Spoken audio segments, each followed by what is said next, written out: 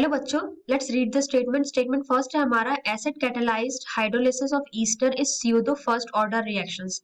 तो जो हमारे CO2 फर्स्ट ऑर्डर रिएक्शंस क्या होते हैं?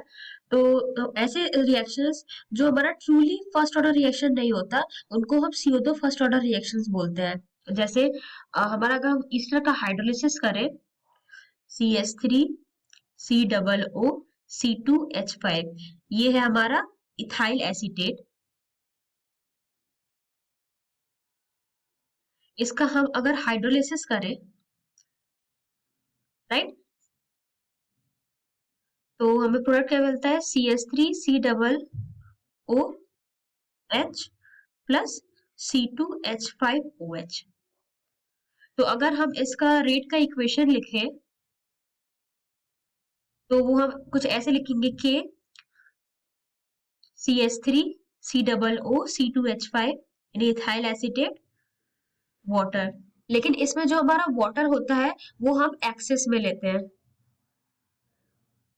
हम इसमें वाटर एक्सेस में लेते हैं, तो जो हमारा रेट होता है वो हमारा हो जाता है K डैश CH3COO C2H5।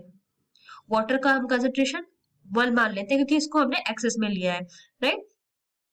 तो अब हम स्टेटमेंट फर्स्ट देखें तो acid catalysed hydrolysis of Easter is CO2 first order reaction. बिल्कुल ही CO2 फर्स्ट ऑर्डर रिएक्शन है, क्योंकि अगर हम देखें तो इसमें वैसे तो दो मॉलिक्यूल रिएक्ट कर रहे हैं, लेकिन इसमें जो वाटर है, तो जो वाटर है वो हमारा एक्सेस में है, तो इसका कंसेंट्रेशन हम 1 ले लेते हैं, तो ये हमारा CO2 फर्स्ट ऑर्डर रिएक्शंस में आता है।